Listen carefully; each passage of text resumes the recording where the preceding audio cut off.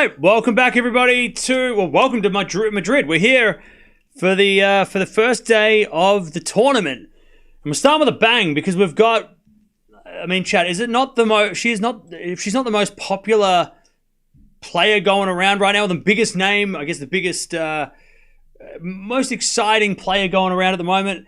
And the buzz behind Eala has been huge over the last couple of weeks. Then I don't know who is, because I know Penko winning Stuttgart was great, but I feel like a lot of people were still buzzing off Miami. She's playing, and she might play in a rematch in the second round if she does win this one. She's taking on Tomova. Now we're going to talk about Tomova and what her clay court abilities are, because of course the thing with Eala we found out last week is that clay, not really her surface yet. She's still learning how to play on the clay and how to win on clay, and there are a lot of players that are, especially from the European areas, that are very good on clay, and Tomova's one of those. We'll talk about that, but let's get the preview, because the next round is what everyone's focusing on in this draw. The potential next round. So, as you can see there, it is an interesting draw. You've got Swiatek, number 2 seed, awaits the winner of this match. That is the big rematch in the waiting. And then Noskov is also here. So if you're a Swiatek fan, because I'm sure there's a few of you watching this in anticipation to see who, if you need to be worried about the next round. Noskov is also there as well. We know Noskov can beat Swiatek. She did that in Australia, of course, on a hard court. So I guess for Swiatek fans that are tuning in, the good news is that the players that are in her way haven't beaten her on clay. That's the good thing at the moment, except for Penko. That we'll talk about that later in the week if we get there. But Eala, Tomova, winner plays Swiatek. This is the scariest part of the draw for the seeds. 64 in the world is Tomova. She's 30 years old, from Bulgaria, 5'6", right-handed, 5 wins, 9 losses on the year. She hasn't got a title to her name yet in her career. On the WTA side, she might have challenger events and smaller events. Her form's also been a bit sketchy lately. And Alexandra Eala, she is number 72 in the world, 19 years old, from Philippines. She is 5'9", left-handed, 15 wins and 9 losses on the year. No titles to her name, but I'm sure that's going to change eventually. And her form's been good. Of course, last week we did watch her play the challenger event in Portugal. Unfortunately lost in the second round, but these conditions are different. This is a different court. If you're just, maybe you've never really watched tennis outside the slams, or maybe you haven't really watched tennis before, not all clay courts are made the same. So Eala last week was playing on a very slow, wet clay court, which means that her game, which is more, if we're talking about Miami game, what she played in Miami, that fast-paced, that aggressive game, doesn't really work on those kind of courts. But this tournament is played on the fastest clay court that we sort of have. There's altitude involved, which means it's high up in the sky. This venue, which means that the ball flies through the court quicker. So this is as close as you're going to get to being playing on a hard court. Of course, there's the movement and stuff on clay, but Madrid is more suited to players that like hitting it hard. So that's where this gets really interesting for Eala, and especially if Eala does win and play Swiatek. So what happened last week with Eala was a much different tournament than much different conditions than what we're going to see today and this week. So let's see. Let's see if it makes a difference. That's the big thing, right? Does it make a difference? Because it might not make a difference. And Eala still, the movement on the clay might be the problem. Now, let's talk about Tomova for a bit, because the players are going to come out on court any minute. So we've got Tomova, who in her career, because we know that Eala's career on clay courts is a lot less experience. Tomova has played won 250 clay court matches and lost 167. It's her most successful surface. So I think it's safe to say that Tomova would be considered as a clay courter. Like, that's her thing. Like, if she had to pick a court, it would be on this surface. So same thing as Udvardy last week when we saw Udvardy taking on Eala. Udvardy's experience was better, more than Eala, right? The clay court experience was different levels, but it still was a close matchup, right? Whereas Eala, if we go to her clay court record in comparison, she has, in her career, and I know people say, well, she trains at the Rafael Nadal Academy. I'm not saying that she hasn't played on clay before. I'm saying matches won and lost.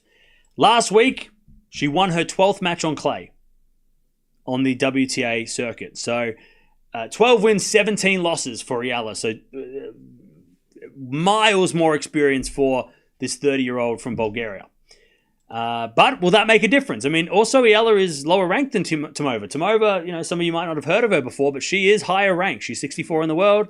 Obviously, Eala is 70 in the world, 70-ish.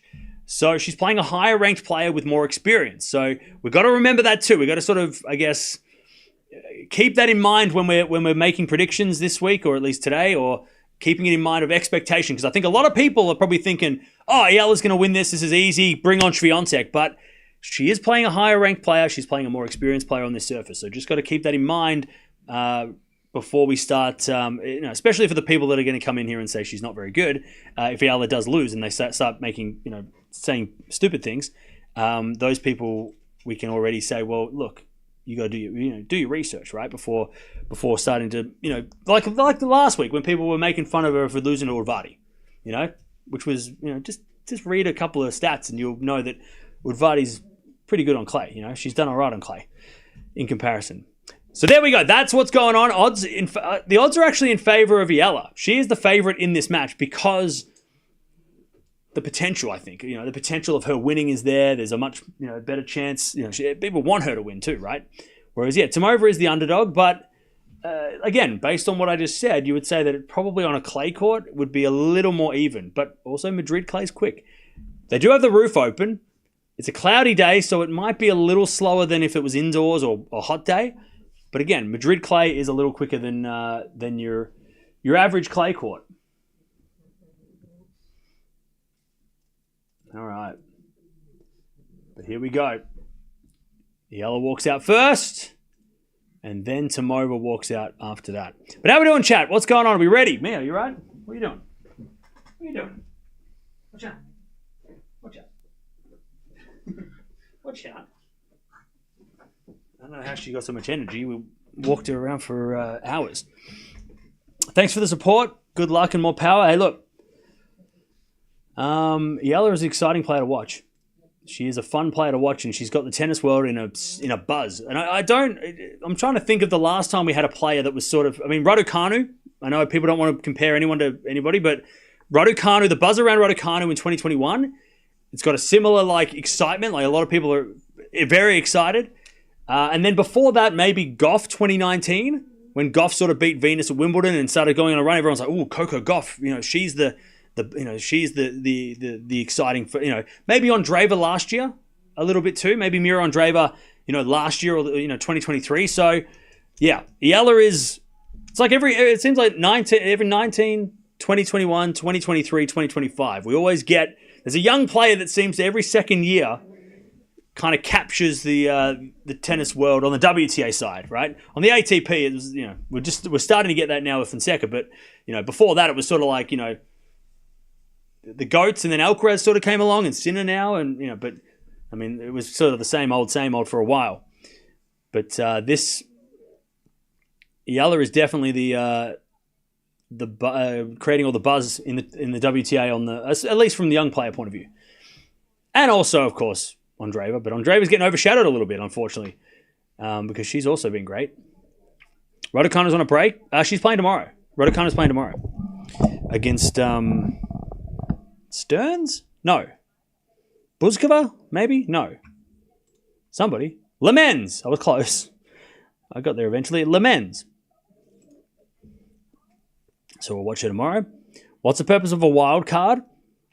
So a wild card is used for players that the tournament think is going to bring in a lot of people and a lot of views, or a lot of viewers, or it's for somebody who is coming back from maybe it's for a local, so someone who's a young Spanish player that they want to promote and they want to give a chance to, give opportunities to. So that's what wild cards are used for. It's for players like Eala, who very popular right now, or someone like a Stan Wawrinka or a Venus Williams or somebody who they know, the tournament know that is a marquee name, or they give it to the locals, which if I look at the wild cards here, I'll tell you who the wild cards are. So the wild cards are Eala, Fruhvirtova, Arango, Tomanovic, Baptiste, Montgomery, so a couple of young Americans, Kazantseva, and also only one Spanish wildcard for the ladies, which went to Martinez Cerez. On the men's side, I think there's a lot more Spanish wildcards, I think. Yeah, Carreño Busta got one, right? Cilic, obviously. Landalucci. And then Wong and Sinner, who are two young guys that, have had moments this year. If you remember, Sinner, I think, did really well in Rotterdam or something. I think he did really well there. And Wong did really well in Miami, but it was overshadowed because Eala did better. Whereas the first couple of days, Wong was also, Wong and Eala were the two rising stars, and also Fonseca, but Wong lost and then Eala kept going and everyone kind of moved on. But yeah, Wong also got a wild card. It's also for players that don't have a ranking that would get them into the tournament automatically. So for players that their ranking wasn't high enough when the entry list came out 6 weeks ago. So Eala 6 weeks ago was 140 in the world. She wouldn't have qualified. So they're giving her a chance to play. And they gave her a wild card, I believe, before Miami. So it wasn't like they gave her a wild card because she did well in Miami. She was already getting a wild card even if she lost first round in Miami. And she's been getting wild cards here, and now you can connect some dots. Rafa Nadal Academy, we're in Spain. Maybe she got a wild card thanks to being a part of being associated with Rafa or the academy. And maybe the academy have ties to the tournament and say, hey, give our students, can you give our students some stuff, whatever. Maybe it's something like that. We don't know.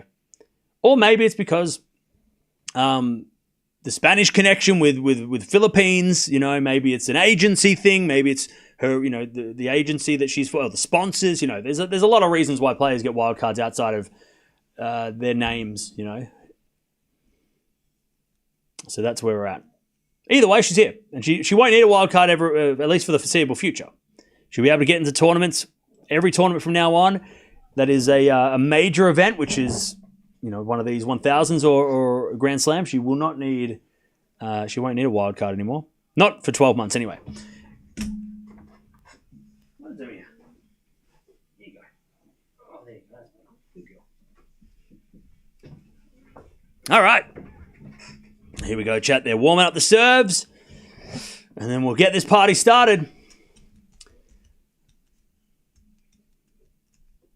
Tomova there's a lot of pressure on Tomova here because she's not the favorite, but I think she would feel like this is a good opportunity.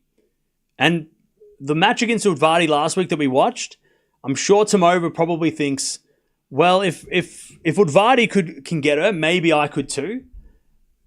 But it's also on a big stadium, which Tomova might not be familiar with, not being played on the main courts that often. If I have a look at Tomova's record against top players in the world, on clay court, she has played Zachary and Charleston. She played Collins at Roland Garros. She's played Navarro at the Olympics last year. She has played Roland Garros matches against Alexandrova before, who have all been sort of like top 20, top 30.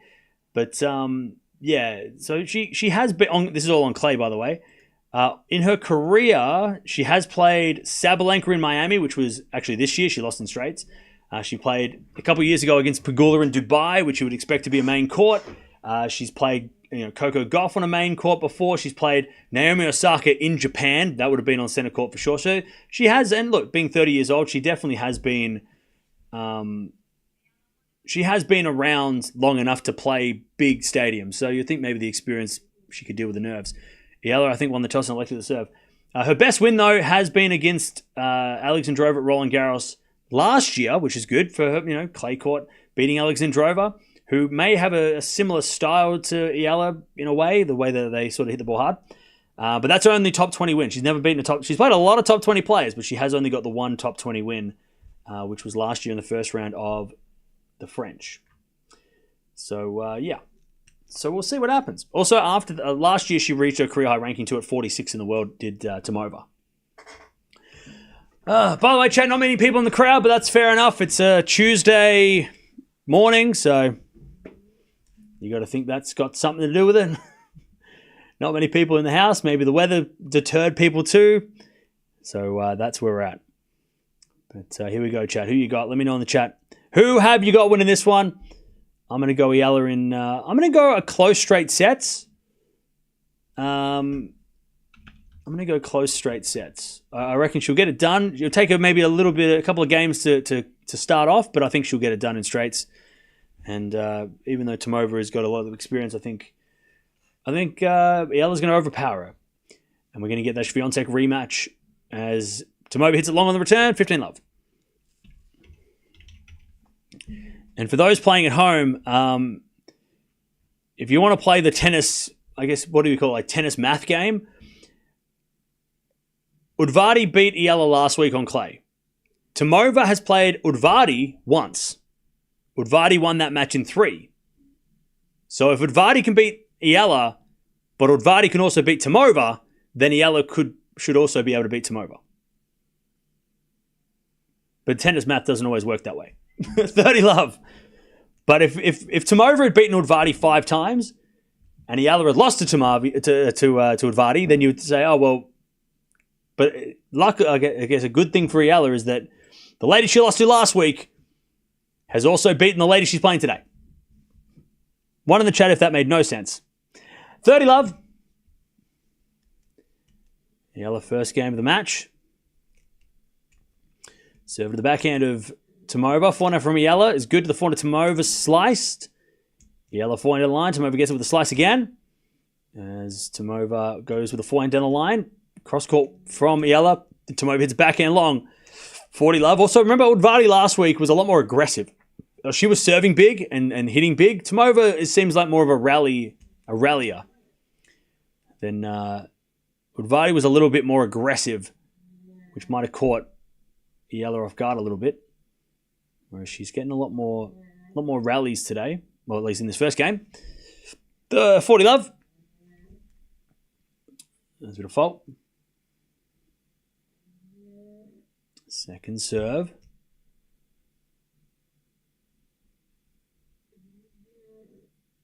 Serve to the back end of Tomova off the tape. Eala's going to come to the net. Tomova with a forehand passing shot. Goes long.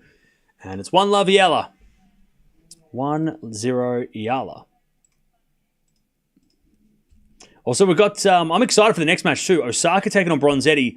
Rematch of last year's French Open first round. And I think it went 3 sets. So we've got a pretty good start to this tournament. Obviously, starting with the most exciting player on the WTA at the moment, or at least the most hyped player at the moment. And then we've got Osaka taking Bronzetti, which, they played last year at the French. It went 3.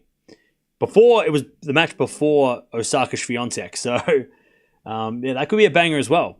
We haven't watched Osaka for a minute. It feels like we haven't watched Naomi for a long time. So, it's good we can watch Osaka as well. And then tomorrow, I believe, is Raducanu and possibly Monfils during the day. I don't know. Tomorrow might be a little bit quieter. Today's a little bit more hectic. But tomorrow might be quiet. And then, of course, everything kind of kicks off on Thursday when we get the seeds start playing. Backhand down the line. Into the backhand of Tomova. Forehand from Eala. Into the forehand of Tomova on the stretch. Goes into the forehand of Eala, and Eala puts it away. She hits the ball so deep. Love 15. Love 15.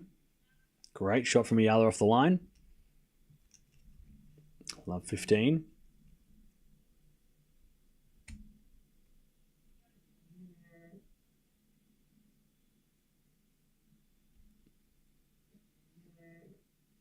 There's a bit of fault. Second serve.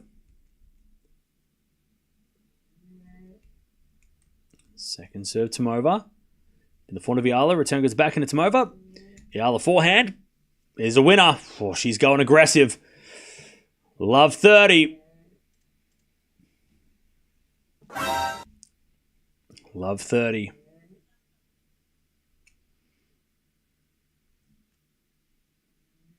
As Tomova serves again.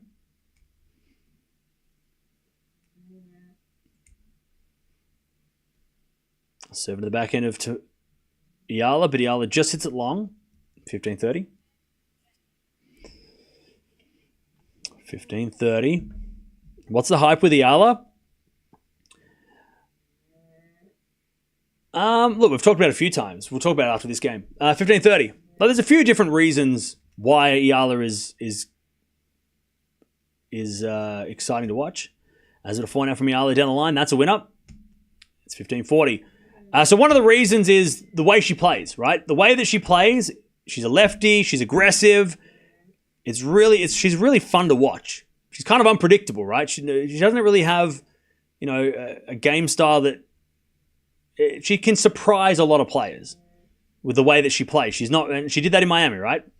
As the backhand goes in the net, 30-40. Like, she doesn't have a predictable game style where she's like, okay, she's going to do this, because we're still all getting to know her, right? Even the players who play her. They don't know what to expect, which makes it exciting, right? Another reason is because she's from a country that doesn't have as many tennis stars.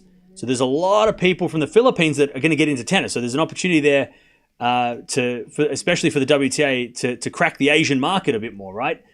Because they've got lots of players from China and Japan over the time, but this would be a whole nother situation as that goes wide by Eala and it's deuce.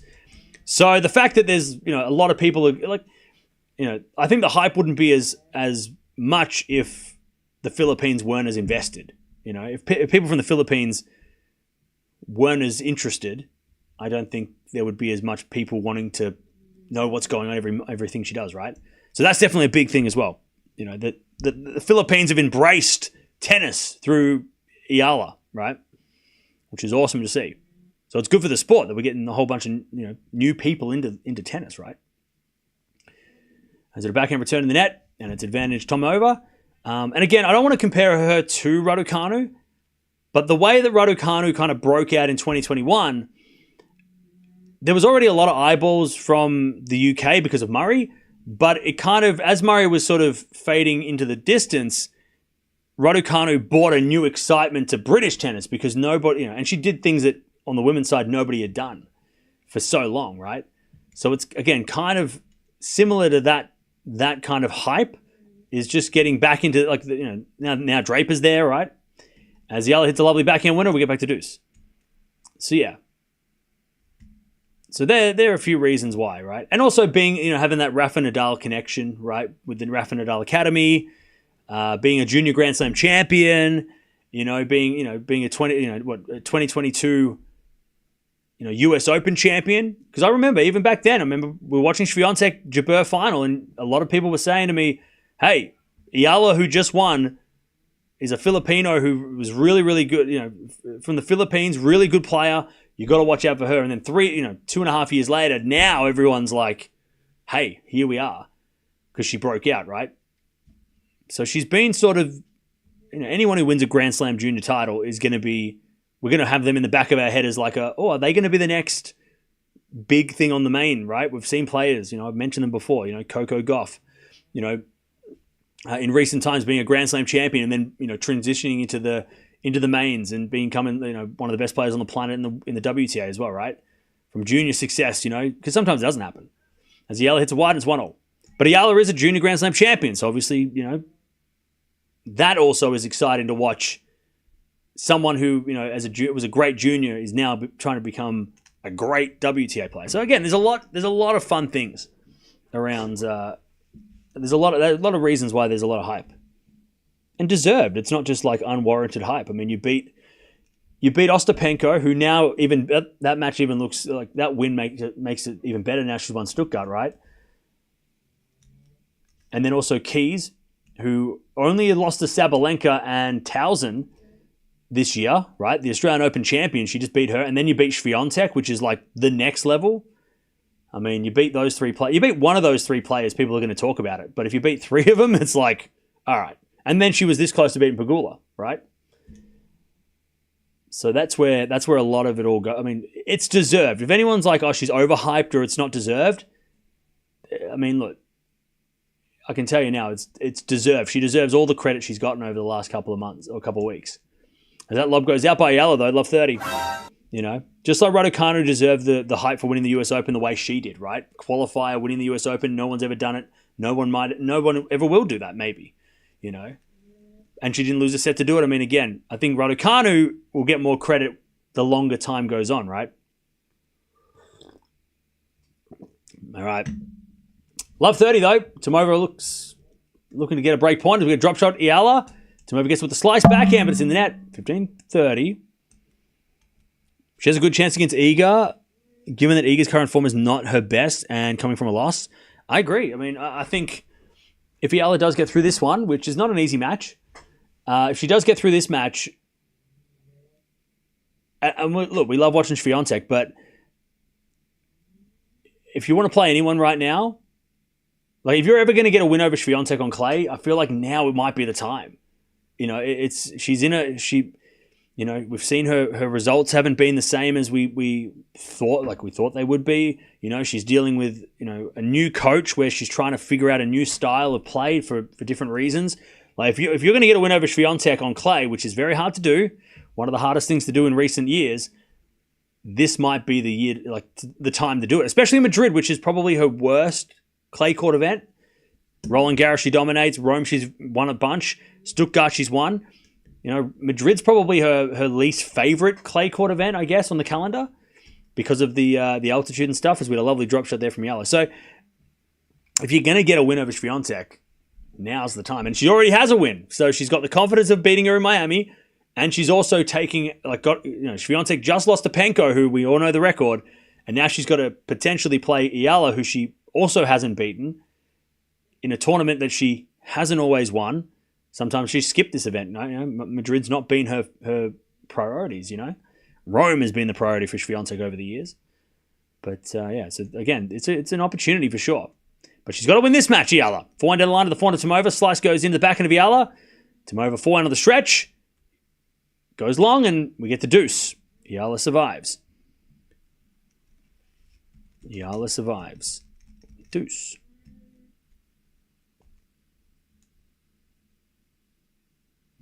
Madrid clay is different from Stuttgart. Exactly.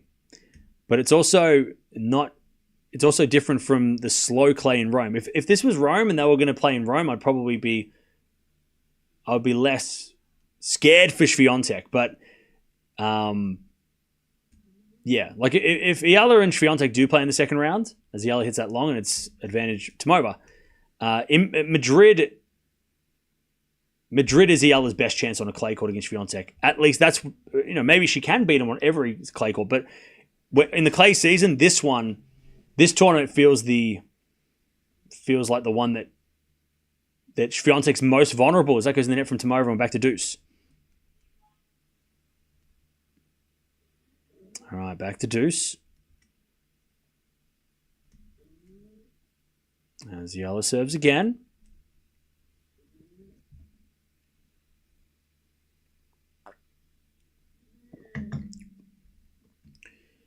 There's a bit of serve again from Eala. Into the forehand of Tomova. Return goes long and Eala gets to advantage. Advantage Eala.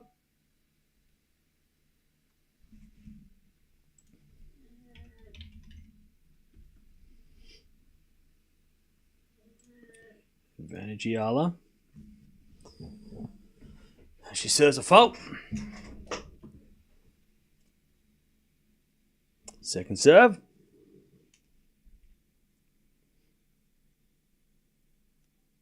Second serve to the backhand of Tomova. Eala with a forehand in the net. We get to deuce.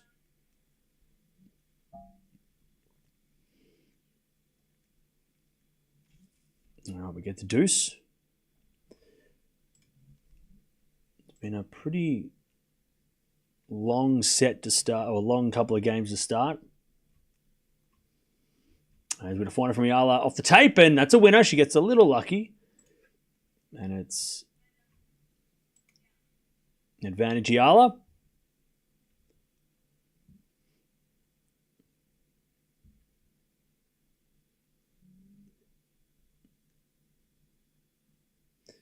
Advantage Eala. As the return goes in now to the back of the Eala. Forehand now from Tomova. Again, the backhand of Eala as Tomova forehand into the forehand of Eala as Tomova goes with the backhand again. The forehand of Eala. Again to the backhand of Tomova on the stretch. Eala backhand cross. Tomova gets it. Into the backhand of Eala as Tomova with the backhand again to the forehand of Eala. Eala hits it long though and we get back to deuce. All right, some long rallies going on here. All right, back to deuce.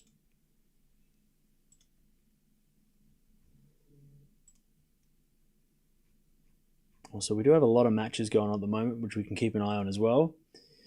Qualifiers as well, which for the men.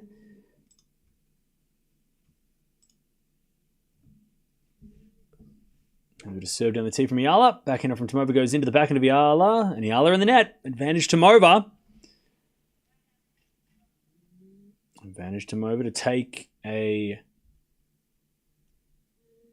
break to start this match.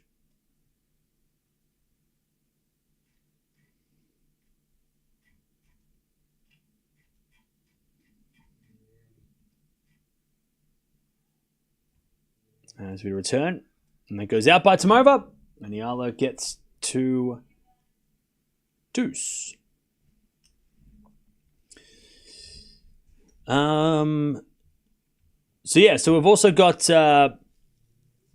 Dollarhide versus Avanesian. We've got still a couple of qualies going on as well. So the women's qualies are still not finished yet either. Maya Join has taken on Teichmann, so that's good for Australia. She's got the break ready. As we just said, down to see the backhand of Tomova, backhand from Eala in the net, and it's advantage Tomova.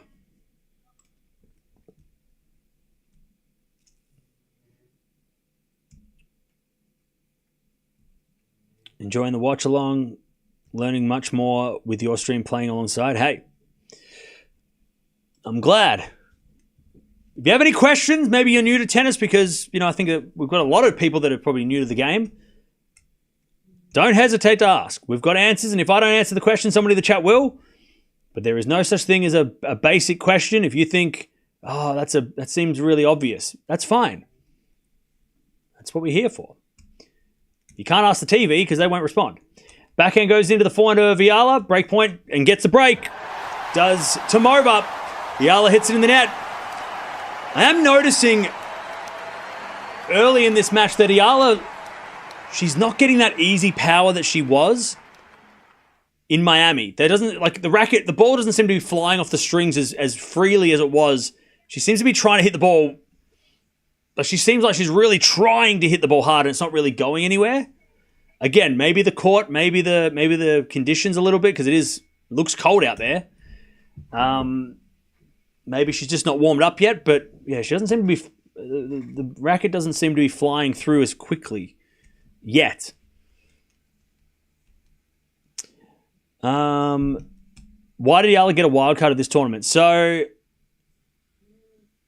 6 weeks ago, Madrid grabbed the rankings and the entry list, which is made up of the rankings from 6 weeks ago, was set.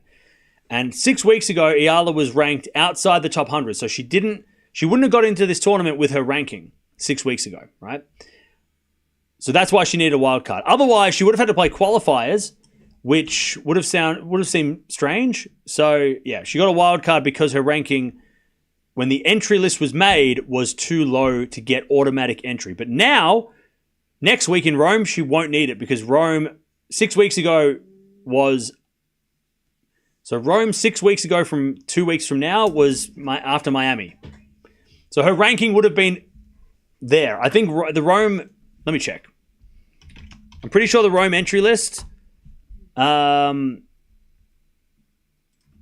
think the Rome entry list for the WTA, she is within the range, I'm pretty sure. Because she was 70 in the world when that came out. And 70 gets you in to some of these events. Or do we, no, I'll tell you what we said. We said she's not on the entry list because she's 2 spots below the cutoff. So she'll need 2 players to withdraw from Rome. I think we said that last week, right? It says here on the WTA, top 75 as of 6 weeks ago get direct entry. And I think 6 weeks ago or 4 weeks ago, whatever it was, she was sort of 78, 79. So she's this close to being automatically entered. So, yeah. So she didn't... She's not quite... She's not automatically... She's like the number 2 seed in the qualies. But like I said, 2 players in the main draw, if they pull out, and like Krejcikova, she's injured. Vondrousova, she's injured. If they both withdraw, she will get automatic entry. Or she'll get a wild card because they haven't been given out, I don't think, yet. So, yeah. So she should be playing Rome main draw. She won't be playing qualies next week. That'd be crazy. Anyways, love 40, a chance to get back. A chance to get the break back as Tomova serves a fault, second serve.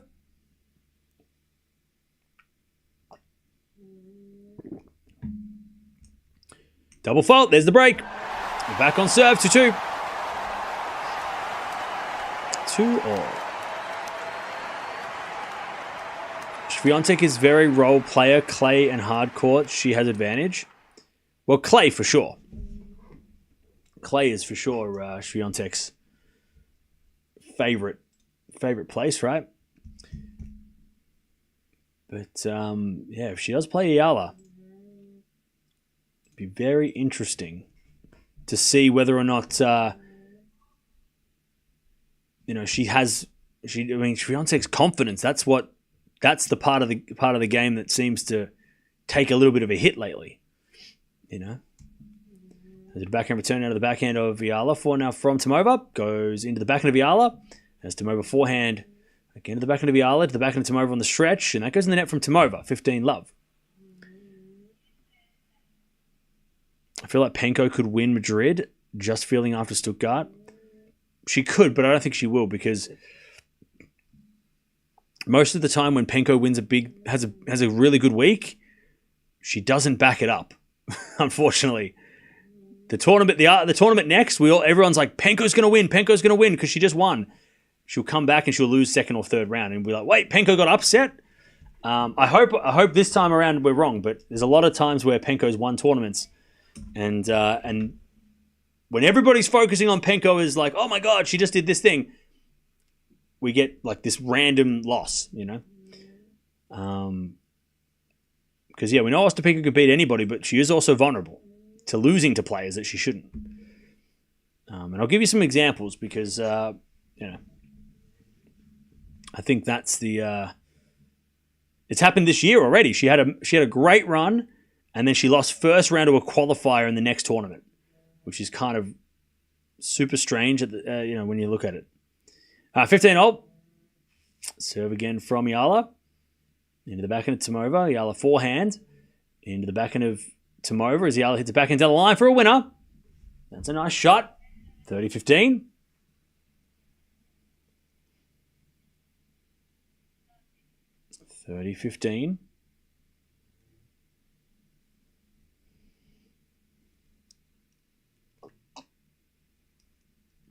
All right, serve again.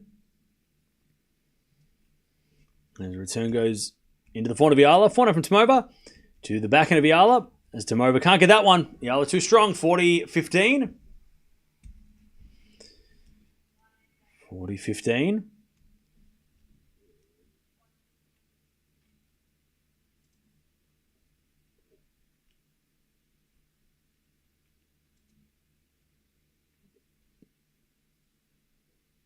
Eala to take back the lead.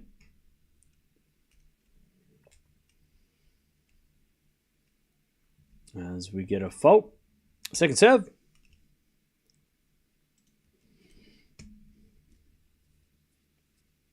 Second serve. Into the backhand of Tomova. Great return. Slice from Eala goes in. Tomova comes in with a swing volley. Eala puts up a lob. And it goes long. That was good aggression from Tomova. 40-30.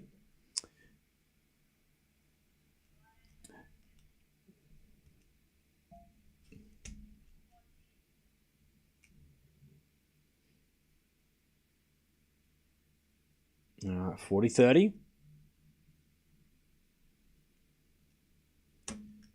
Serve again from Eala.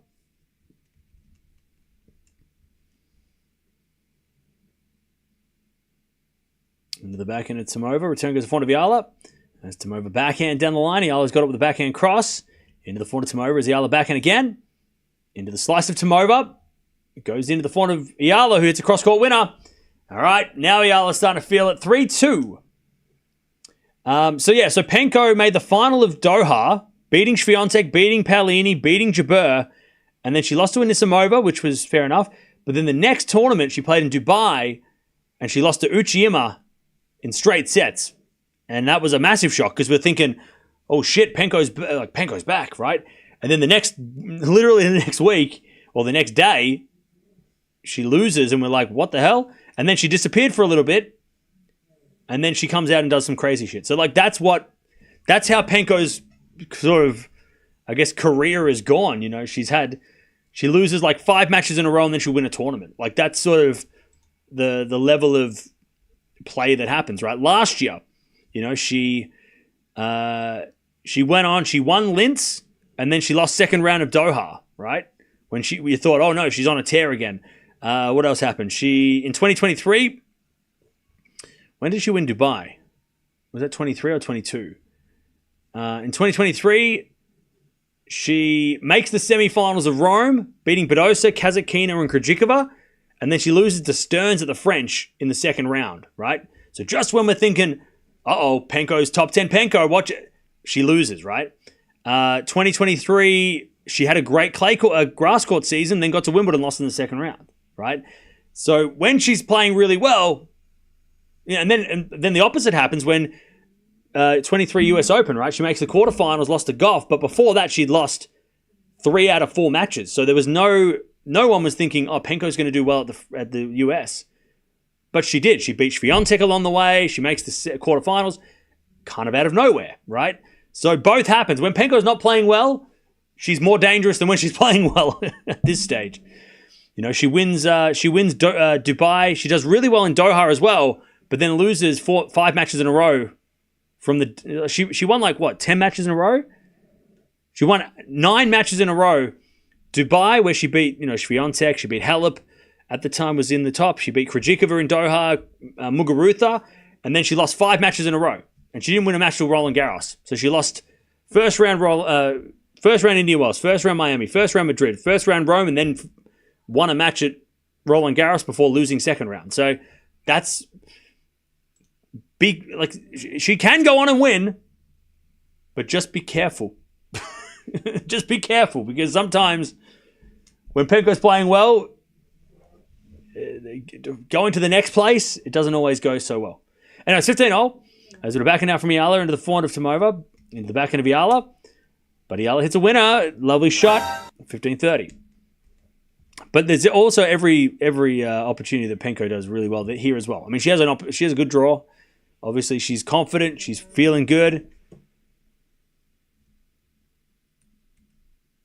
All right, 15-30.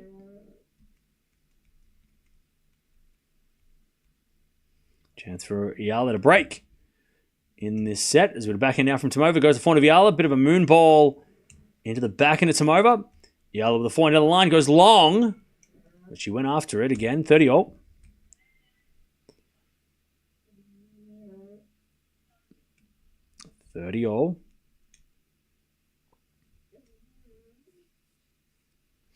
Penko is nice with Eala.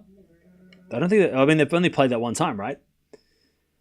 There's a backhand return out of the forehand of Tomova. Backhand out from Eala is a drop shot. Tomova's going to get it, though, and hit it to Eala, and then the volley Tomova too good. 40-30.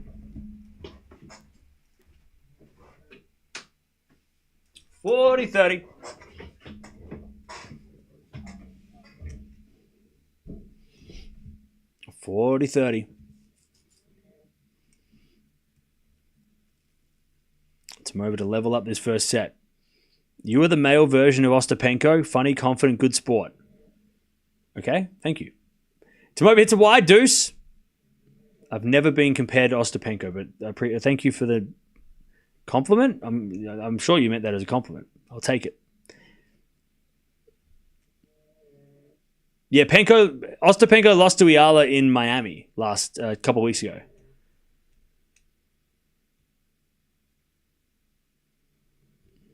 All right. Serve is out wide. The backhand of Eala. Forehand from Tomova. Goes long. And Eala gets a break point advantage. Advantage Eala to take the break to start this, or in the middle of this set. 30 minutes played, by the way. It's been a long start to this this match. Serve to the backhand of Eala. Return goes the backhand of Tomova. Oh, and it's on the line. All right. Back to deuce. Back to deuce.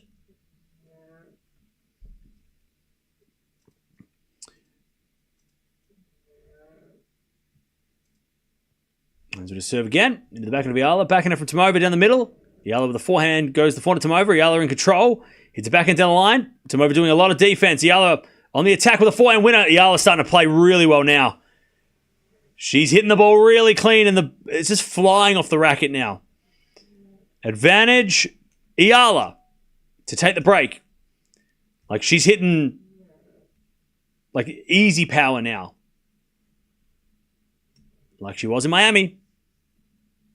All right, advantage. As we serve now the backhand of Eala. Return goes backhand of Tomova. Tomova in the net. There's the break. 4-2. 4-2.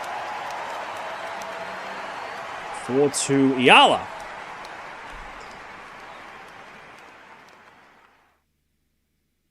Eala.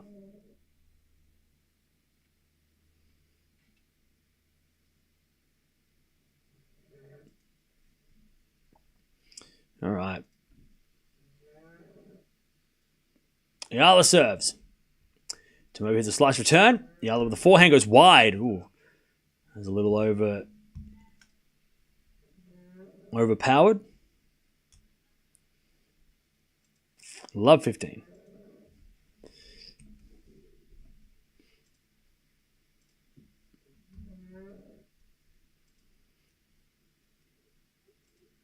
As we return into the forehand of Eala. The forehand now from Tomova. To the backhand of Eala. Tomova with the backhand pass. Eala with the volley. Tomova forehand. Nope. Eala hit the long backhand volley and it's love 30.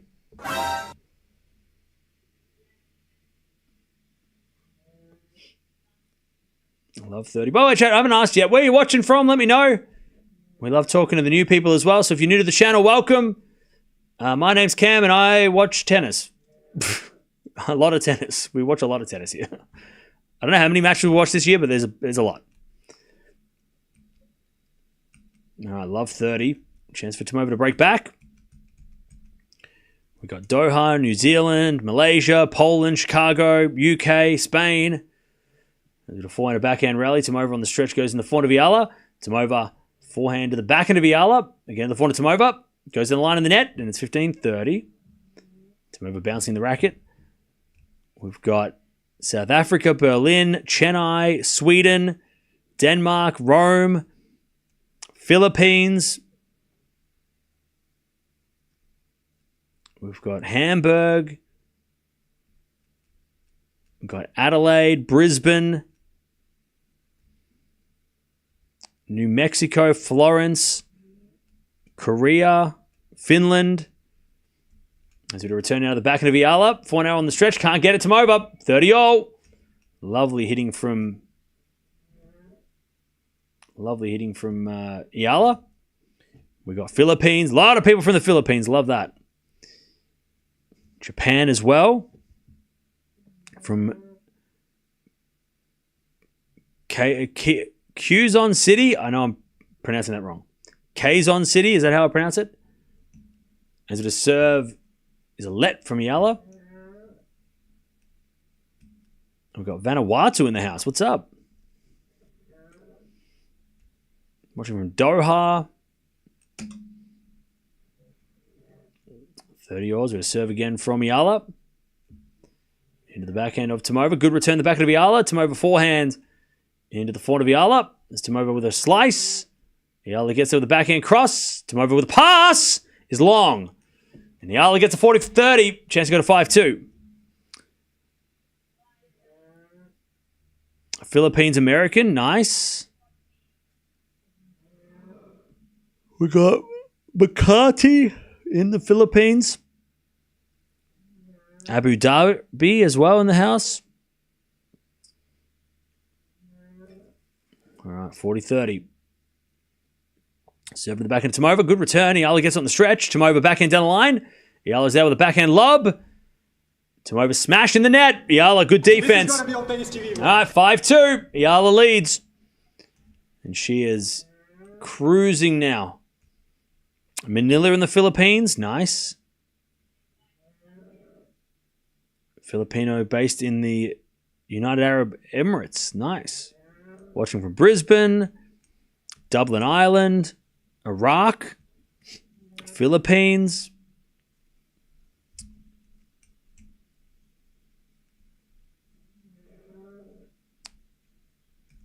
I want to see Osaka versus Raducanu. Okay. Eala versus Noskova must be epic. We've got Singapore in the house as well. I am in Melbourne, Australia. That's where I am. Melbourne, Australia. By the way, Eala has like a jacket on. It's cold out there. She is cold. She has like a full like puffer jacket on. It's crazy.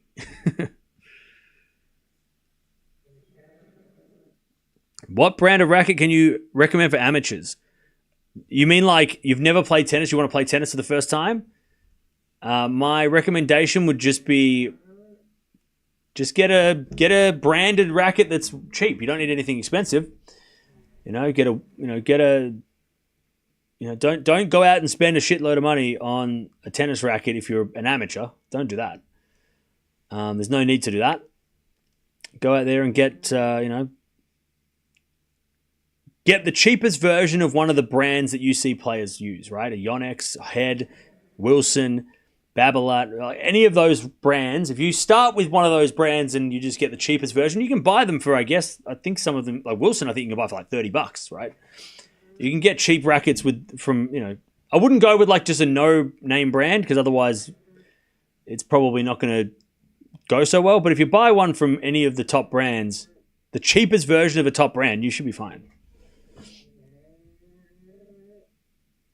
Tennis racket prices could be hella expensive. Yeah, that's why I'm saying get the cheapest version of but you want to get a brand, because if you get a just like I said, a random racket that has no brand, it might be okay to use to start, but it's probably going to lack a lot of the it's probably going to break easier. It's probably going to maybe fall apart on you. You want something that's sort of quality, but also not expensive, right?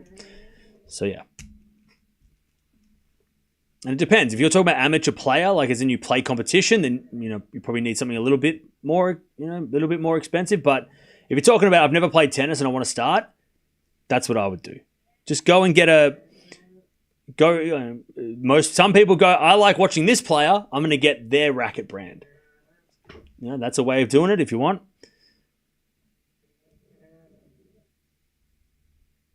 30-15. But yeah, that's what I would do. I would start with if you can afford it. If you can't afford a branded racket, then yeah, just get whatever you can afford.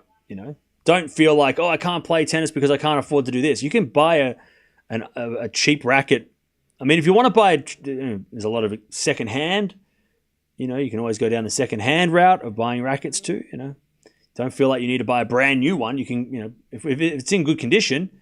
Doesn't matter if it's used, as long as it's not broken or has a crack in it or anything, you can use it fine. Just use get a second-hand one if it's new is too expensive. Again, just whatever it takes to get you into playing the sport. Don't feel like there's even though there's a common you hear a lot of people say that tennis is expensive. Yeah, okay, court hire and coaches and rackets can be expensive, but also you can get a secondhand racket. You can hit against a wall, right? If you can find a brick wall, If you have a friend who also has a racket, you can play against them on a basketball court in a park. You don't need to play, you don't need to hire a court if you can, to practice hitting a ball, right? So yeah. Don't break the bank. You can always start Start off cheap because you might play tennis, you might hate it. You might play it and you might be like, I can't do it. Just like if I went out and played golf and I went out and bought all the clubs and stuff and then I had a hit and I'm like, I don't like this. So don't get all the equipment before you figure out if you actually want to play it. Anyways, love 15. Eala serving for the first set. My first tennis record was a second-hand Babolat Pure Drive. There you go. I bought a second-hand racket for $5 and played tournaments with it. There you go. See? There you go. That's the way to go. You know, there's no minimum amount. If you're lucky, you might even know someone who has a racket. Maybe you can borrow theirs, right? Just don't smash it and don't break it. You know, be good with it, but you know, maybe you can borrow someone's. I had a friend who borrowed a racket for playing tournaments. I was like, yeah, whatever. It came back in one piece, so I'm happy. All right, 15-all. Tomova slice return into the forehand of Eala as Tomova forehand into the net. And it's 30-15. 30-15.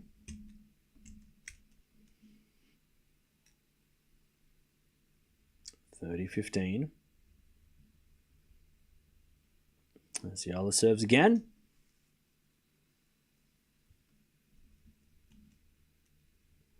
Serving to the forehand of Tomova. Return goes short in the forehand of Eala. Eala hits a winner. Great hitting. 40-15. Eala's got set points to take the first set.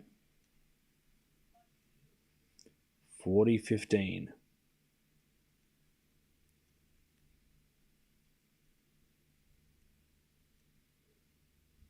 Serve again. Here's a fault. Second serve. Second serve, Eala. Into the back end of Tomova. Return in the net. There's the first set. 6-3, Eala. First set in the bag. What would Swiatek's ranking be if she lost to Tomova or Eala in the next round? I think it would be number 3. It'd be number 3 if Pegula makes it to the second week. 4th round quarterfinal. So, yeah. I mean, Swiatek... Okay, chat. We've got to talk about this because it's serious. If Swiatek doesn't do well here, and this also could apply to next week, there is a chance that Swiatek could go to the French Open at number 4 in the world. Like, number 4 in the world. There's potentially... I mean, you want to get real scared? I'll scare you. Ready? Boo. She could be number 7 at the French Open, Swiatek. It could be that bad. She could be number 8. Because if she doesn't win or play well here or in Rome, 2,000 points, flush down the toilet, and the other players who don't have points to defend, if they do well, she could be number 8 in the rankings by the time we get to the French. That is what... I mean, that's worst case, right? That could be really worst case. Possibly mathematically. It depends on other players, obviously. But if I have a look at the rankings, so Swiatek over the next 2 weeks... Sorry, wait, cancel it. No, sorry, change it. She's already lost points. I'm looking at the wrong thing. She's already lost points for this week. Sorry. I know people are probably yelling at me. She's only got 1,000 points left to lose. So, cancel that. None of that matters. But the other thing does matter. She could maybe drop down to number 5 or 6. Because there's other players that are below her that could... I mean, Paolini, for example, over the next couple of weeks, doesn't have any points to defend. She could... Paolini, if she does well over the next few weeks and Swiatek loses this, like tomorrow or whatever, and then also in Rome early, there's a possibility that Swiatek could be as low as 5. Realistic possibility, depending on Paolini's efforts. So yeah, sorry, I miscalculated. I watch tennis balls go over a net. All right, I don't know math. All right, I'm an idiot. Either way, Swiatek could be 4 or 5 in the rankings, which if you're 5, that's bad. You don't want to be number 5 in the world because number 5 in the world means you have to play a top 4 player in a quarterfinal, right? You don't want to play Sabalenka in the quarterfinals if you can avoid it, right? Being number 2, you would avoid Sabalenka. And I think Sabalenka is... I know Penko's a nightmare, but I think Sabalenka is her worst... she doesn't want to play Sabalenka as... she wants to play Sabalenka as late as possible, right? So being number 2 means you don't play Sabalenka to the final. But if she's number 3, she could play Sabalenka in the semis. If she's number 5, she could play Sabalenka in the quarterfinals, right? So yeah, you don't want to play Sabalenka, who's the best player on the planet and also very dangerous, until you have to, right? So yeah, so that's... yeah, sorry, so they took off the 1,000 points already. That's where I miscalculated. But yeah. But a lot of things have to go wrong for Swiatek and right for everybody else for her to not be in the top 4. But yeah. Yeah, I mean, look, by the time we get to Wimbledon, Swiatek could be out of the top 8. Exactly. But again, it depends on Roland Garros. It depends on here. It depends on next week. Rome. 30-15, by the way. But yeah. But it's the first time in a long time Swiatek could be out of the top 2. And it could happen this week. I mean, Pegula could overtake her. Gauff could overtake her this week. And by the time we get to Rome, she could be number 4, which is a little strange. You know, it's strange to see Swiatek at number 4 in the world, right? We're not used to that. It's strange enough seeing her at number 2, most of the time. But being number 3 or 4 would be very odd.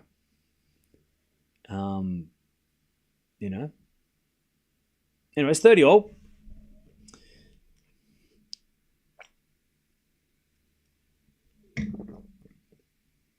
As Tomova serves.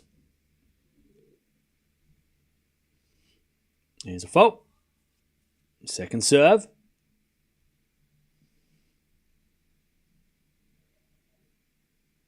Second serve is a double fault. We've got a break point for Eala. 30-40. And remember, we've got Naomi Osaka coming on after this against Bronzetti, which, if you remember from last year's French Open, they played each other then, and it was a very interesting matchup. So it's the next match is could be a very interesting matchup. As the backhand down the line to the backhand of Eala, point now from Tomova. Again, the backhand of Eala, who hits a winner. There's the break. All right, chat. Now we can start talking about the next round. Things are starting to look like we are going to get the rematch. It's going to be in a couple of days. I would be very surprised if they put it on a night session and ruined the sleep schedule of the fans that want to watch Eala. But then again, Madrid might be like, yeah, we got to put that on a night session because it's the defending champion against Eala. It's going to be dangerous. Hopefully they don't put it on night session so that you can all watch it without breaking your sleep. But it'll be on Thursday. Don't jinx it. No. I didn't say nothing. Also, there's no such thing as a jinx. That's that's just conspiracy theory. So yeah, Eala versus Swiatek will be on Thursday, and it could be Thursday night if the tournament decide to give Swiatek the night. And I'll tell you this, chat: if I'm Iga Swiatek, I'm also saying, yeah, I want to play at night, because if it's slow and it's cold, and Swiatek has more time to hit the ball, that is better for her. So something tells me that if Swiatek gets her way, she will play Eala at night. If the broadcasters get their way, Eala versus Swiatek will be probably the second match on, just because of the Filipino audience that they want to sort of allow to watch during the night or during the afternoon. It'll be on like late afternoon for you guys. But yeah, something tells me that Swiatek might be knocking on Feli Lopez's door saying, hey, give me the night session. I want to play night session against Eala. The slower, the better. There's a bit of slice in the net from Tomova, 15-30. If I'm Wimfi Z, I'm kicking down that door going, give us the night session. I don't care if Alcaraz is playing. Carlos can wait. He can play during the days. Feli Lopez, he's going to get a phone call, I think, probably the next half an hour about that matchup. Anyways, 15-30. Eala serves an ace. 30-0. 30-all.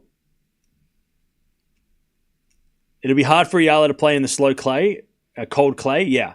But also, like, it benefits Swiatek, right? It means that she'll be able to get more shots back. She'll be able to rally longer. She'll be able to play her game and not get overpowered. Is it a 4 now from Eala? That goes wide, and it's 30-40. Eala under pressure. Break point for Tomova.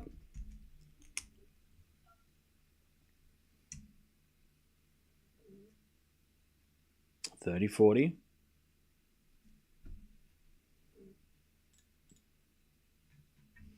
Serve again from Eala. Into the back and Tomova. Eala with a forehand down the line. Tomova's got it. Oh, and hits a winner. What a shot. All right. Tomova breaks back. Stop gabbing and stay on the game. Yeah, look, I ignored you from the first few times that you were saying it, but now you're just being rude. Like, I understand that you want me to shut the hell up and just tell you what's going on, but we're also talking. It's a conversation. It's not just me talking at you, you know. So please respect the fact that other people are also wanting to chat about stuff, you know.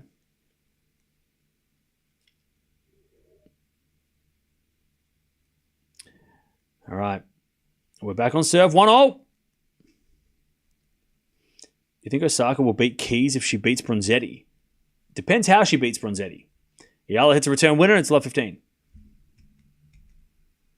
Love 15.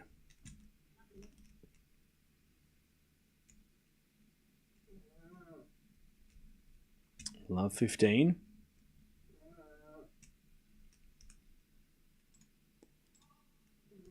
There's a bit of fault from Tomova. Second serve.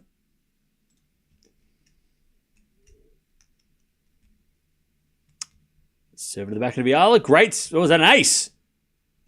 Yeah, I think. 15-0.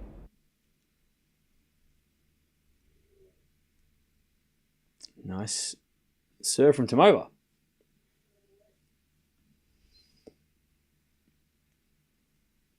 There's a serve into the forehand, back into Eala. Forehand from Tomova down the line. Eala gets it. Into the forehand to Tomova. Passing shot. Eala with a half volley pickup, but it's long. And it's 30-15. I am noticing that Eala's net game and her short game is not her favorite. I don't think she can hit volleys and she can approach the net, but that area of the court is a little bit. It's not her favorite place. And look, that's totally normal. Not many players on the WTA like to volley. Like, chat, name some players. We can name the players that like to go to the net. There's like 5 of them, right? As that goes in the net from Tomova, great return, 30-0. Like Eala's short game, it's not bad. I mean, there's a lot of other players that like go to the net and they're just like, ah. But it's also like, it's definitely not a strength yet. There is some room for improvement. 30-0, second serve. Yeah, Jabeur, Mukova, Krejcikova, right? They can go to the net and they look great at the net, right? That's the gold standard of net play. Forehand of backhand rally as Eala on the stretch. Tomova, forehand to the line goes in. Okay, 40-30. 40-30. Hi, Camer. Let's go, Eala. Good morning. Thank you, Jans, for the $2. Appreciate it. All right, 40-30.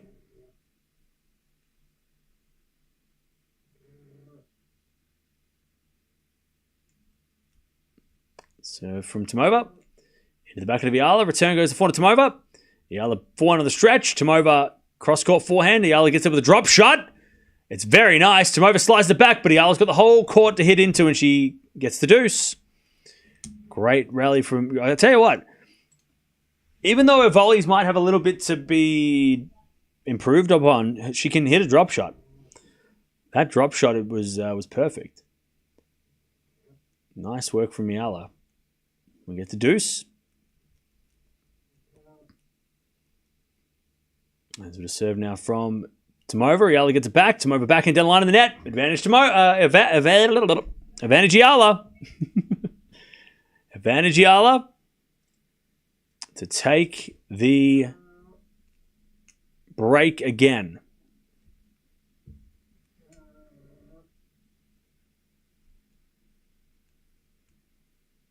As we backhand return from Eala. Backhand to Tomova to the front of Eala. As Tomova backhand slice. Goes in. Eala with the forehand to the front of Tomova. To the backhand of Eala. As Tomova forehand into the backhand of Eala down the line. That's going to be a winner. There it is. 2-1.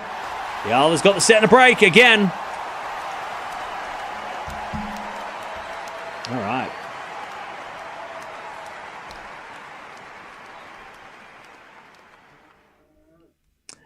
All right. Set and a break for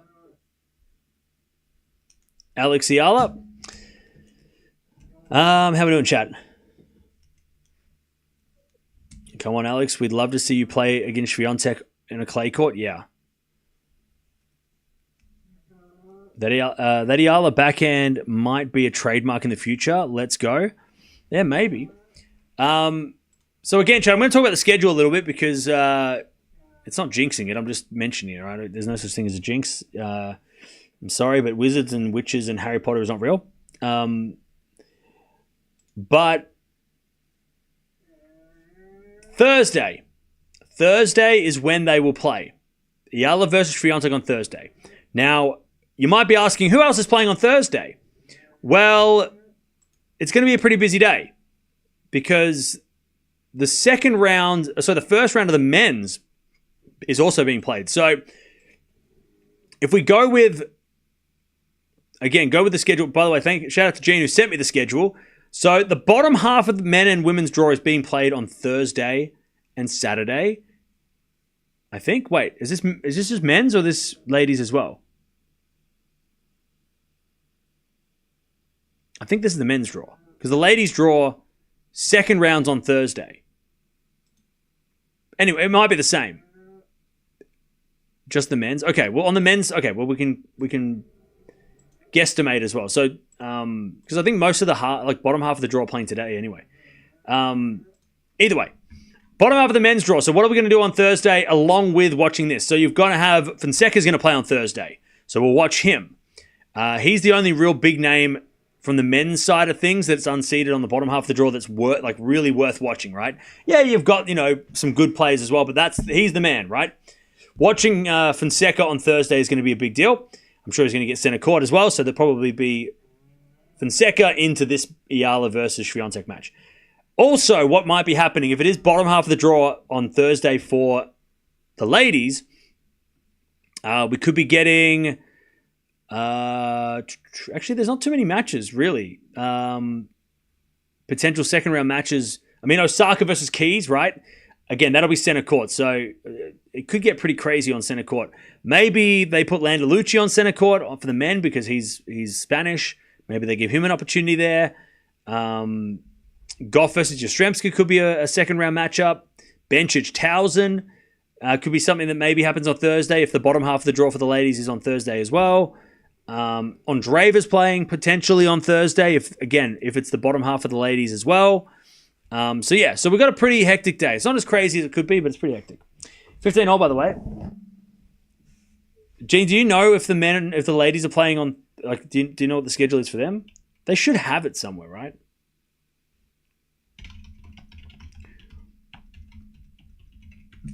I mean, they should have it somewhere that says WTA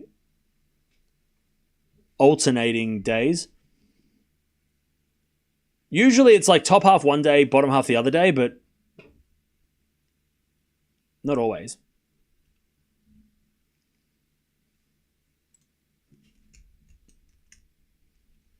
All right. 30-15.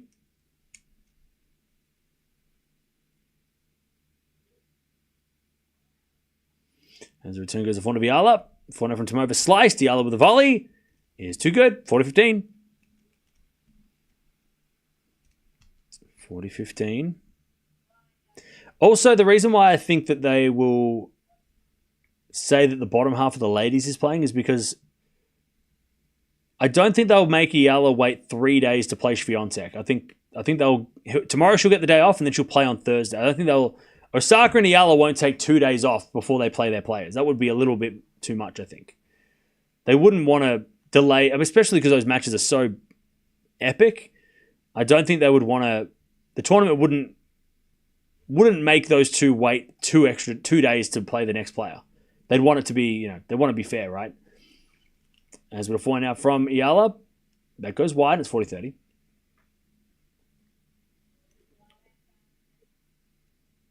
Because who else is playing today?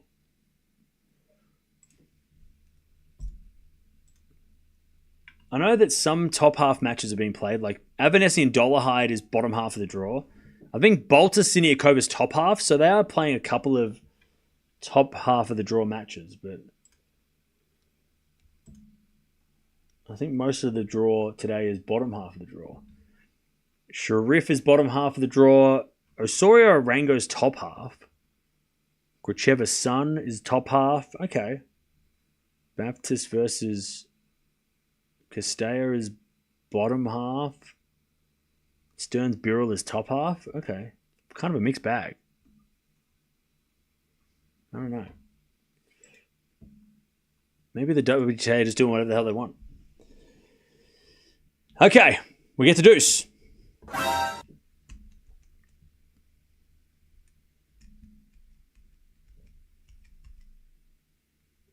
As we return now to the back of the Eala. Backing out from Tomova. Again, the back of the Eala on the stretch. Tomova forehand.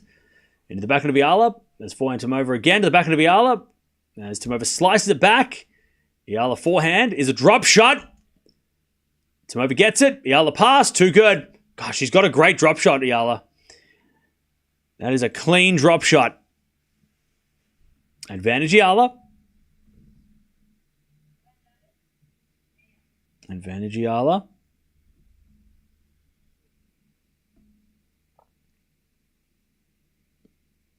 What happens if you hit the ball? The ball goes out of bounds when you hit the ball in the net. So if it bounces out of bounds, the point is over. If you hit it before if it's going out of bounds and you hit the ball before it bounces out of bounds, then you hit in the net, you lose the point. So if the ball goes out of bounds, the point is over. If it bounces out of bounds. So yeah. So you don't lose the point if you hit the ball in the net. If the other person hit it out, you've won the point. Even if you hit in the net. All right, Eala holds 3-1. Eala might be feeling a little bit of pain in the left hamstring. Really? Why? I don't know. I think, again, because we're learning Eala, we're learning a lot of things about Eala, right? We're learning her tendencies, what she does, her superstitions or her routines. I think her hitting herself on the leg is just a thing. I don't think it's my leg's sore, I'm going to try and slap it into action. I think she just does that because it's just a part of her routine. Just like bouncing a ball or fixing water bottles or, wiping sweat off your face. I think it's just part of her routine. I don't think it's an injury because she did it so much in Miami and she's done it so much. Yeah, it's just like a tick. Yeah, it's just like, okay. Osaka does it too. I mean, players do, I'm going to hit myself in the leg 3 times and then I'm going to return. That's what, it's just part of a routine. Most players have routines.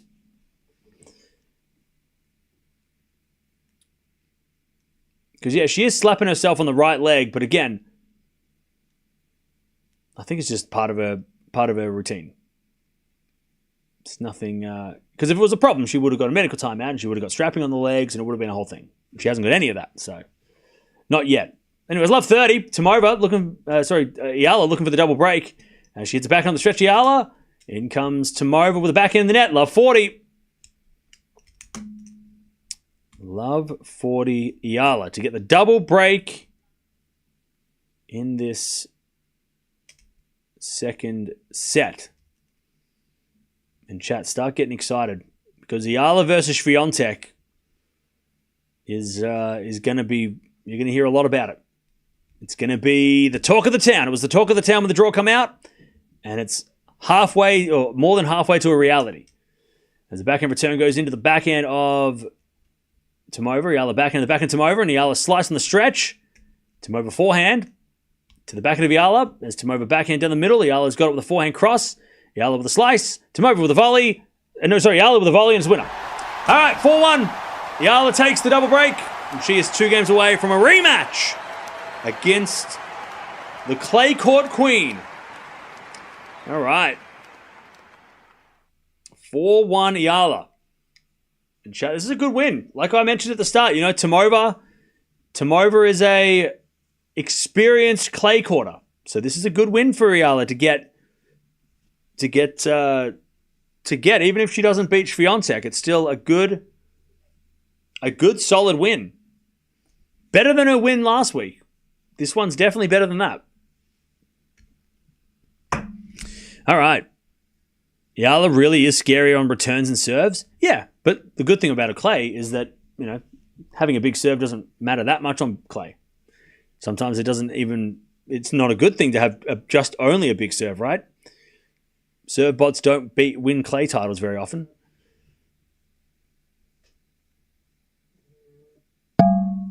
Is Eala finally sliding around the court? I'll keep an eye on it. I haven't been watching her slide around the court, but I'll keep an eye on the next few games. I pick Eala over Swiatek, to be honest, the current circumstances. Yeah, I don't think it's easy. I don't think it's going to be easy to figure out who's going to win that one. Because had Eala had a really tough match here, you would say, okay, maybe Swiatek gets her on the clay. But because Eala is winning so easily, and the way that, and unfortunately Swiatek's coming off she's lost 2 of her last 3 matches, Swiatek, and one of them was to this lady. She's got to be nervous, right? Like, Swiatek's got to be a little worried.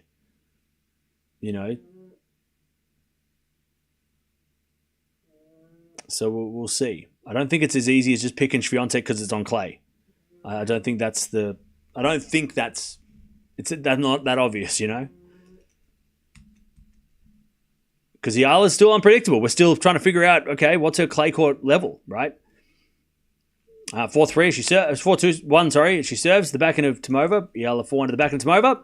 As Eala backhand into the forehand of Tomova to the forehand of Eala on the stretch. But it's out. Love 15. Love 15.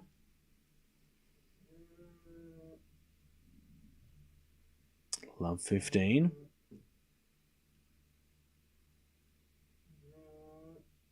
Nah, that's all right, Gene. I'm sure we'll find out. I'll tell you this much. She's not going to play tomorrow, Eala. She's going to play either on Thursday or Friday.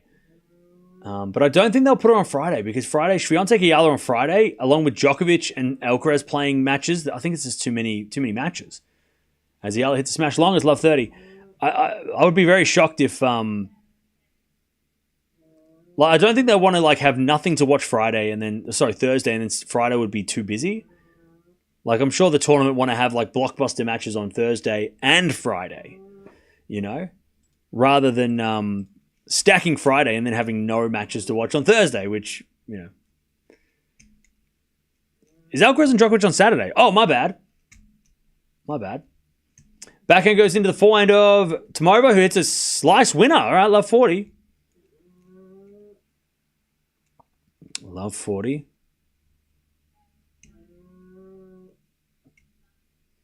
Love 40. Top seeds aren't playing until Friday, pretty sure. On the men's side. But on the women's side, they started a day early, so everyone starts a day early.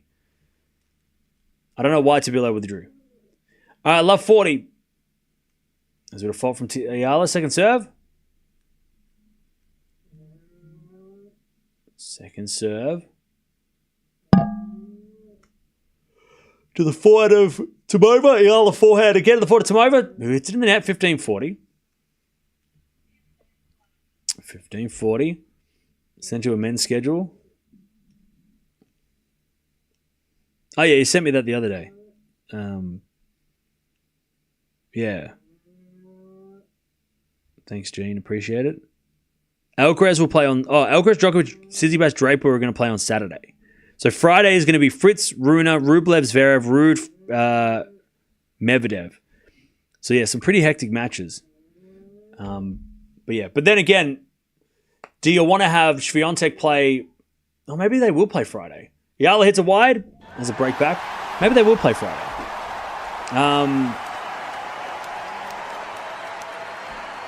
Nah, because I don't know. I don't think they'll... Because then they'll what? Then they'll make Sabalenka and Penko, or Sabalenka will have to play on Thursday. I don't know. I think they'll. I think Swiatek won't want to wait till Friday to play this match. I think they'll. But then that means Swiatek will play on Saturday in the third round at the same time as Djokovic and Alcaraz are playing. I don't know. We'll just wait and see, chat. We'll wait and see. We guess the schedule, and sometimes it never makes sense. Even when we think we make sense, it doesn't make sense. The schedule comes out, we're like, why did they do that? So who knows? They could change the schedule. It could be random and totally different. I love 30. Why is Swiatek the queen of clay? Because she never won against Penko. That's not how... Tennis isn't like WWE where you have to beat the champ to be the champ. That's not how it works. It's not like boxing where you're like, well, you can't be the world champion, blah, blah, blah, because you have to beat them first. It doesn't matter. You could lose to Penko every day, but it depends. Look at her record on clay. That's what matters. It's not about beating Penko on clay. Backhand slice lob. Goes long by Tomova and is love 40. She's got 4 French Open. She's got a bunch of Rome titles. She's got a couple of titles in Stuttgart. She's got Madrid. You know, her clay court record over the years speaks for itself. Penko does not have the same clay court record, so it's got nothing to do with Penko. Nadal's the clay court king, but he still lost matches. You know. But Swiatek's the best clay courter in the world. Double fault. Whoop. Double fault. Tomova. And it's 5-2. Eala's going to serve for the match. And a shot at Swiatek again. This time it's on the clay. Oh, chat, it's going to be fun. It's going to be interesting. The next 48 hours, the build-up of this is going to feel like a final, I feel like. I reckon the Eala Swiatek build-up is going to be... There's going to be a lot of excitement around this matchup because of the match they played a couple of weeks ago. And the fact that Eala's winning really easily here makes it even more interesting because Eala's not going to be tired going to play Swiatek in a couple of days. She is not going to be tired after today. Eala is yet to win a WTA title, so stop boasting too much. I bet you're fun at parties. What do you enjoy? Do you got to enjoy things, man. You got to get excited and have fun. Got to be excited about potential, man. I mean, it's fun to get excited by players. You know? Like if you're going to wait for Eala to win a title before you get excited, fine, but I'm getting excited now because she's already shown so much in the last couple of weeks. It's going to be fun to watch her play Swiatek again in a couple of days and see if she can do that. If she beats Swiatek on clay, that's huge.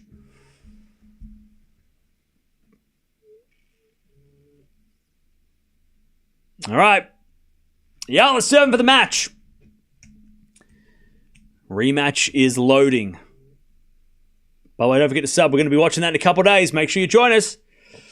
As the backhand return goes into the backhand of Eala. Forehand now from Tomova. To the backhand of Eala is Tomova forehand. Again to the backhand of Eala, who hits a winner. And it is 15-love. By the way, chat, for the Eala fans, that's really hard to say, out there,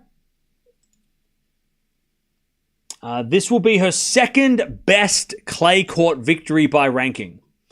The only player that she's beaten that's higher ranked than this was last year where she beat Sharenko, who was 41 in the world. But she beat Sharenko in 3 sets last year. This is much more straightforward. So this, arguably her best clay court victory so far. Backhand goes into the forehand of Tomova. Return the forehand of Eala. Tomova can't get that one. 30-love. And maybe she will get her greatest... I mean, if you beat Swiatek on clay, that's one of the biggest things, right? Chat, give us some of the biggest, on the women's side, what are some of the hardest things to do in tennis on the WTA side? What are some of the key victories? Beating Swiatek on clay is definitely one of those things, right? It's one of those things that not many people can do, not many people have done lately. So beating Swiatek on clay, or even, pushing Swiatek on clay. We even remember players that lose to Swiatek, but it was close, right? So it's going to be really, really interesting. But what are some of the other ones? I can't think of many others. I mean, maybe Sabalenka in Australia. That's a big win if you can win there because she doesn't lose there. What else? Grass court victories? I don't know. But Swiatek on clay is one of the hardest things to do. One of the hardest victories to get for the last 3 years. And if you get one, we could name everybody who's beaten her on clay. That's how many times it's happened. It's happened less than 5. Less than 10. I mean, we can go through how many players have done it. I mean, we talk about Osaka nearly beating Swiatek as if it was some sort of victory, right? We're like, but what about Osaka pushing Swiatek? Yeah, that was. If we're talking up how players almost beat Swiatek, I mean, that just says how hard it is to do. We're praising the players that lose close, right? Mukova's French Open final, yeah, that was good, but she also lost, right? It was an L, So she's going to be facing one of the hardest things to ever do in tennis in recent times. 30-all. As Tomova returns into the backhand of Eala. Tomova with a forehand of the stretch. Into the backhand of Eala. As Tomova backhand into the forehand of Eala. Again to the backhand of Tomova. Eala backhand. Nope. Tomova hits it long. Match point. 40-30. Alex Eala to get one of, if not her best ever, clay court win. Definitely her most convincing clay court victory against her hardest, highest ranked opponent so far. And that's got to give her some confidence going into the second round against Iga Swiatek. She serves. Into the back of Tomova. Return goes back of Eala. Four now from Tomova. As Eala backhand cross court is a winner, and she's going to play Swiatek, Chad. It's happening. Oh, it's happening. It's going to happen. We're getting a rematch. Eala Swiatek confirmed. She out-muscles Tomova. And the crowd go wild. I tell you what, there's going to be a full house whenever they play, whatever time it is. It might be on Thursday, it might be Friday. Eala Swiatek is going to be a blockbuster in a couple of days. And the crowd, I know there's not many people there now because it's 11 o'clock in the morning, but you just wait. In a couple of days' time, this stadium is going to be pumping. It's going to be crazy. GG's. Good win, though. That was a good, solid win. I mean, Tomova got off to a good start, but Eala's, like I mentioned at the start of the first set, she wasn't, it felt like Eala was trying to hit the ball and it wasn't coming off the racket very fast. It was putting a lot of power and it wasn't working. But after that first couple of games, she was playing like she was in Miami. The ball was flying. She was hitting winners. That second part of that match was the Eala that went on and kicked everyone's ass in Miami. So if that Eala shows up in a couple of days, Swiatek's going to have to play very well. All right. Good win. Good, solid win. 27 winners, 21 errors from Eala, 7 winners and 26 errors from Tomova. So Eala playing, and a lot of breaks to serve, but we know that Eala's serve is a work in progress, right? But Swiatek can't be giving away free points because we know that Eala is how dangerous she is, and she knows how dangerous she is because she's already played her. GG's. All right. Get the license to stream the game. Send me $20 million. And I can put in an offer. Maybe. It might be $1 billion at this point. I don't even know how much it costs. Anyways, next match coming up, we've got Osaka taking on Bronzetti. So make sure you stick around for that. If you want to watch some more tennis, that match is a very interesting matchup. They played last year at the French, and it was a 3-set banger. So this could be a bit of a fun one coming up next. But jump on over here, talk amongst yourselves. But great win by Alex Eala, and she confirms the rematch. We're going to be watching Swiatek Eala in a couple of days' time. Can Swiatek get revenge, or is Eala going to just be another problem for Swiatek, just like Ostapenko has been over the time? But great win. Great win from Eala. 3-2. She beats Tomova. She's into the second round.